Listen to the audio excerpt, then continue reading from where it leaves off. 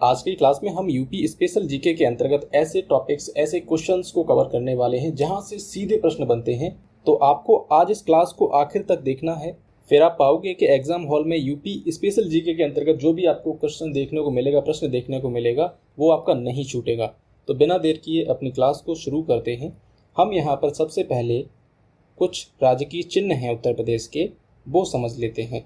जैसे कि राजकीय चिन्ह क्या है, राजकीय पक्षी, राजकीय वृक्ष, राजकीय पशु, ऐसे प्रश्न आते हैं। बहुत ही सिंपल हैं, इन्हें समझना बहुत ज़रूरी है। इससे पहले हम उत्तर प्रदेश जीके की एक और क्लास कर चुके हैं। अगर आपने वो क्लास नहीं की है तो यहाँ पर इस लिंक पर जाकर आप उस वीडियो को देख सकते हैं। अन्यथा इस क्लास को पूरा करने के पश्चात आपको स्क्रीन पर उस वीडियो का लिंक शो हो जाएगा। तो सबसे पहले हम इस क्लास को समझते हैं। उत्तर प्रदेश का राजकीय चिन्ह जो है, आप इसको ज़रा ध्यान से देखिए। ये एक वृत्त है, सर्किल है। उस सर्किल के अंतर्गत आपको दिखेगा उत्तर प्रदेश सरकार लिखा हुआ है, और यहाँ पर दो मछलियाँ हैं और एक तीर कमान है। अब ये जो मछलियाँ हैं, मछलियाँ जो हैं अवध क्षेत्र के नवाबों को दर्शाती हैं, और ये जो धनुष बाण है ये अयोध्या के राजा राम के प्रतीक के रूप में यहाँ पर लिया गया है। और ये जो तीन तरंग रेखाएं हैं ये गंगा, यमुना, सरस्वती के संगम प्रयागराज को प्रदर्शित करती हैं। इस चिन्ह को आधिकारिक रूप से 1938 में 1938 में स्वीकृत किया गया था। और ये एक वृत्त के भीतर दो मछलियाँ, एक तीर धनुष और तीन रेखाएं हैं। इन चीज़ों को ध्यान में रखना। एक वृत्त के भीतर दो मछलियाँ, एक धनुष और बाण और तीन तरंग रेखाएं हैं। अब बात करेंगे राजकीय पशु की। तो राजकीय पशु कौन सा है? बारहसिंगा। बारहसिंगा किसे कहते हैं? हिरण को कहते हैं, हिरण को कहते हैं। इसका अंग्रेजी नाम है स्वैम्प डियर, SWAMPDEER। ठीक है। अब इस बारहसिंगा का जो वैज्ञानिक नाम है वो क्या है? तो इसका वैज्ञानिक नाम है रुसेरवस डुबाउसेली। मैं लिख देता हूँ यहाँ पर RUCERVUS और DUVAUCELLI। आप इसको लिख लेना। नेक्स्ट है हमारा राजकीय पुष्प कौन सा है? तो पलाश। पलाश ये राजकीय पुष्प है। इसका वैज्ञानिक नाम क्या है? Butea monosperma. ब्यूटिया मोनोस्पर्मा, इसे आम बोलचाल में ढाक या टेसू भी कहा जाता है। कई जगह गांव में इसको ढाक कहते हैं या टेसू का पेड़ भी कहते हैं। तो ये राजकीय पुष्प है पलाश। और ये कब घोषित किया गया था? तो 4 जनवरी सन 2011 में इसे राजकीय पुष्प घोषित किया गया। अब इससे पहले कौन सा था? तो इससे पहले हमारा जो राजकीय पुष्प हुआ करता था वो था ब्रह्मकमल। ब्रह्मकमल। लेकिन जब उत्तराखंड अलग हो गया तो यहाँ पर जो है उत्तर प्रदेश का हो गया पलाश और उत्तराखंड का हो गया ब्रह्मकलश। बात करेंगे राजकीय पक्षी की। तो राजकीय पक्षी है आपका सारस, जिसे आप क्रोंच भी कहते हैं। इसका जो वैज्ञानिक नाम है वो एक बार देख लीजिए, एंटीगोन,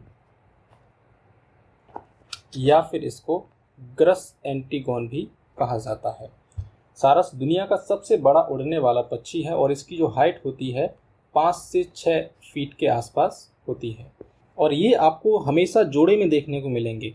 ये जो सारस होते हैं जोड़े में देखने को मिलते हैं, एक ही जीवन साथी के साथ रहने वाले ये पक्षी हैं। और ये खासकर आपको उत्तर प्रदेश के इटावा, मैनपुरी और लखीमपुर खीरी के जो वेटलैंड्स हैं वहाँ पर इनकी सबसे ज़्यादा आबादी पाई जाती है। राजकीय वृक्ष की बात करें तो अशोक का ये जो पेड़ है, आपने कॉलोनियों में अपने घरों के आसपास इस पेड़ को देखा होगा। तो ये राजकीय वृक्ष है उत्तर प्रदेश का, अशोक वृक्ष। इसका वैज्ञानिक नाम क्या है? तो इसका वैज्ञानिक नाम है सरका अशोका। अशोक का मतलब क्या है? कि जिसके होने से दुख ना हो। और यहाँ पर बात की जाएगी राजकीय खेल की, तो आपका राजकीय खेल है हॉकी। कई बच्चे यहाँ पर क्रिकेट को लगा देते हैं। तो भारत का राष्ट्रीय खेल हॉकी है, उत्तर प्रदेश का राजकीय खेल भी हॉकी है। और हॉकी के जादूगर कहे जाने वाले मेजर ध्यानचंद, इनका जन्म कहाँ हुआ था बच्चों? तो इनका जन्म हुआ था प्रयागराज, जो उस समय इलाहाबाद के नाम से जाना जाता था। प्रयागराज के अंतर्गत मेजर ध्यानचंद का जन्म हुआ था और उनकी कर्म भूमि रही थी झांसी। तो हमने जो है उत्तर प्रदेश से संबंधित जो चिन्ह हैं उन्हें समझ लिया है। अब हम ऐसे महत्वपूर्ण बिंदुओं को समझेंगे जो आपके एग्जाम में बार बार पूछे जाते हैं। तो सबसे पहले बात करेंगे कि राज्य का पुनर्गठन, उत्तर प्रदेश राज्य का पुनर्गठन कब हुआ था? 1 नवंबर 1956 को। तो 24 जनवरी 1950 को आज़ादी के बाद इस राज्य का नाम आधिकारिक रूप से उत्तर प्रदेश रखा गया था। 24 जनवरी 1950 को इसका नाम क्या रखा गया? आधिकारिक रूप से उत्तर प्रदेश रखा गया।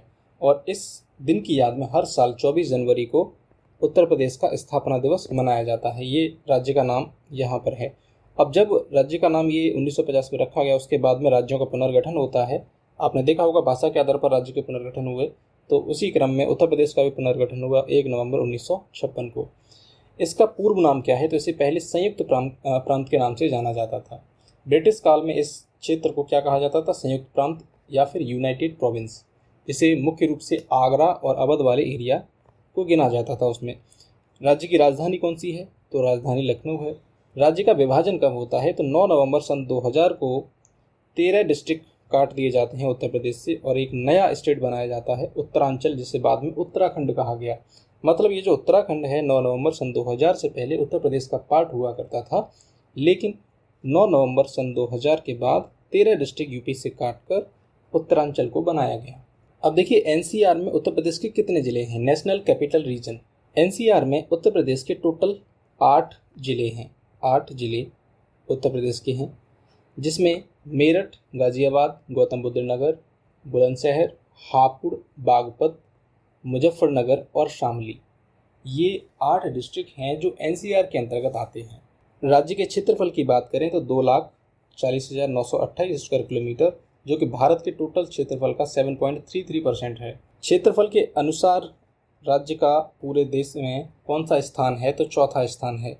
अब हम बात करेंगे अक्षांशीय और देशांतरीय विस्तार उत्तर प्रदेश का। तो 23 डिग्री 52 मिनट उत्तरी अक्षांश से लेकर 30 डिग्री 24 मिनट उत्तरी अक्षांश तक। देशांतरीय दूरी की बात करेंगे तो 77 डिग्री 5 मिनट पूर्वी देशांतर से लेकर 84 डिग्री 38 मिनट पूर्वी देशांतर तक। तो ये इनके अक्षांशीय और देशांतरीय विस्तार हैं उत्तर प्रदेश के। पूर्व से पश्चिम लंबाई कितनी है इसकी? तो 650 किलोमीटर। उत्तर से दक्षिण चौड़ाई तो 240 किलोमीटर। सीमावर्ती देश एकमात्र ये अंतर्राष्ट्रीय सीमा साझा करता है, वो नेपाल के साथ में सीमा साझा करता है। नेपाल से जुड़े हुए सटे हुए कौन से 7 ज़िले हैं? मैंने पिछली क्लास में ये सारी चीज़ें कराई हैं। तो 7 ज़िले जुड़े हुए हैं नेपाल से उत्तर प्रदेश के। महाराजगंज, सिद्धार्थनगर, बलरामपुर और श्रावस्ती, बहराइच, लखीमपुर खीरी, पीलीभीत। तो ये 7 ज़िले हैं जो नेपाल से अपनी सीमा साझा करते हैं। और केंद्र शासित प्रदेश, तो देखिए 8 राज्यों के साथ में उत्तर प्रदेश अपनी सीमा साझा करता है और एक केंद्र शासित प्रदेश के साथ में सीमा साझा करता है और एक अंतर्राष्ट्रीय सीमा नेपाल के साथ में बनाता है। अब बात करें कि राजस्थान से सटे हुए जिले कौन से? हरियाणा से, हिमाचल से, दिल्ली से, एमपी से, बिहार से, छत्तीसगढ़ से। ये सब चीज़ें मैं आपको पिछली क्लास में करा चुका हूँ, इसलिए ये सब आप पिछली क्लास को देख सकते हैं। उस क्लास का लिंक मैं यहाँ पर लगा देता हूँ, जहाँ जाकर आप उस क्लास को देख सकते हैं। और अब बात आती है कृषि जलवायु क्षेत्र की। तो उत्तर प्रदेश को 9 कृषि जलवायु क्षेत्रों में विभाजित किया गया है। उन जलवायु क्षेत्रों में जैसे आप देखोगे कि तराई क्षेत्र और पश्चिमी मैदान, बुंदेलखंड, इस प्रकार से जो विभाजित किया गया है वो 9 जलवायु क्षेत्र हैं, कृषि जलवायु क्षेत्र हैं। कृषि पारिस्थितिकी क्षेत्र हैं आपके 4 और मृदा समूह क्षेत्र हैं आपके 8, जिसमें मिट्टी के प्रकार के हिसाब से, मिट्टी के समूह के हिसाब से इसको विभाजित किया गया है। जलोढ़ मिट्टी है, लाल मिट्टी है, काली मिट्टी है, इस हिसाब से इनको विभाजित किया गया है। सर्वाधिक वर्षा कहाँ पर होती है उत्तर प्रदेश में? तो गोरखपुर के अंतर्गत। सबसे कम वर्षा कहाँ होती है? मथुरा के अंतर्गत। सबसे लंबी सीमा साझा करने वाला राज्य वो है आपका मध्य प्रदेश। तो मध्य प्रदेश राज्य से सबसे अधिक सीमा साझा करता है उत्तर प्रदेश। न्यूनतम सीमा किससे साझा करता है? हिमाचल प्रदेश से ओनली सहारनपुर का बॉर्डर लगता है। सर्वाधिक औसत तापमान वाला क्षेत्र तो बुंदेलखंड, यहाँ पर एवरेज तापमान रहता है। पीएम बने मुख्यमंत्री, मतलब जो मुख्यमंत्री रह चुके हैं उत्तर प्रदेश के वो पीएम भी बने। तो ऐसे 2 मुख्यमंत्री हैं जो आगे चलकर भारत के प्राइम मिनिस्टर बनते हैं, चौधरी चरण सिंह और वीपी सिंह।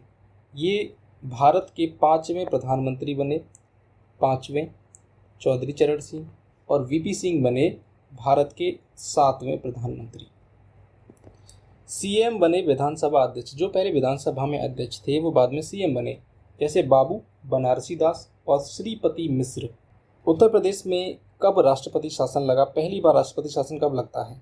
तो 25 फरवरी 1968 से लेकर 26 फरवरी 1969 तक राष्ट्रपति शासन लगता है। किस अनुच्छेद के अंतर्गत लगता है ये? आर्टिकल 356। अब तक कुल राष्ट्रपति शासन कितने बार लगाया जा चुका है उत्तर प्रदेश में? तो ऐसा प्रश्न कई बार बनता है, तो 10 बार राष्ट्रपति शासन लगाया जा चुका है। राज्य का विधानमंडल कैसा है? द्विसदनात्मक है। सर्वाधिक बार विधानसभा अध्यक्ष चुने गए हैं आत्माराम गोविंद खरे, केसरी नाथ त्रिपाठी, ये 3 बार जो है विधानसभा के अध्यक्ष चुने गए हैं। अब बात करें हम विधानसभा के सदस्य कितने हैं, तो 403 विधानसभा के अंतर्गत सदस्य हैं, और विधान परिषद के अंतर्गत बात करें तो 100 सदस्य होते हैं। विधानसभा में 403 और विधान परिषद में 100। लोकसभा के अंतर्गत बात करें तो उत्तर प्रदेश में 80 सीटें हैं, राज्यसभा की 31 सीटें हैं। देश में सबसे ज़्यादा लोकसभा की सीट और राज्यसभा की सीट उत्तर प्रदेश के पास में ही है। प्रथम विधानसभा का गठन कब होता है? 1937 में और 1952 में उत्तर प्रदेश। ठीक है, 1937 संयुक्त प्रांत, 1952 में उत्तर प्रदेश के रूप में। सर्वाधिक विधानसभा सीट वाला जिला तो वो है आपका प्रयागराज, जिसमें 12 विधानसभा सीट हैं। पहला केंद्रीय कारागार ये आगरा में ओपन किया गया था 1846 में। अंग्रेजों के शासनकाल के दौरान उत्तर प्रदेश में उस समय इसको क्या कहा जाता? उत्तर प्रदेश को उत्तर पश्चिमी प्रांत। तो उसका पहला ये सेंट्रल जेल था 1846 में आगरा में जो स्थापित किया गया था। और बात करेंगे हम आरक्षित विधानसभा की सीटों की, तो विधानसभा की आरक्षित सीटें देखोगे आप तो टोटल हैं 86, जिसमें 84 एससी के लिए और 2 एसटी के लिए हैं। न्यूनतम विधानसभा सीट वाले जिले श्रावस्ती, महोबा, चित्रकूट, यहाँ पर 2-2 सीटें हैं, मतलब बहुत ही कम सीटें हैं विधानसभा की। तो इस प्रकार हमने उत्तर प्रदेश से संबंधित बेहद खास जानकारियों को समझा। इस क्लास का जो MCQ सेशन होगा मैं अलग से डालूंगा उसको, जहां आप जाकर इस क्लास में जो भी आपने पढ़ा है उसके MCQ अटेम्प्ट कर पाएंगे। धन्यवाद। इस वीडियो को लाइक करें, साथ ही इस चैनल को सब्सक्राइब करें। मिलता हूं मैं आपसे अगले वीडियो में किसी नए टॉपिक के साथ में। धन्यवाद।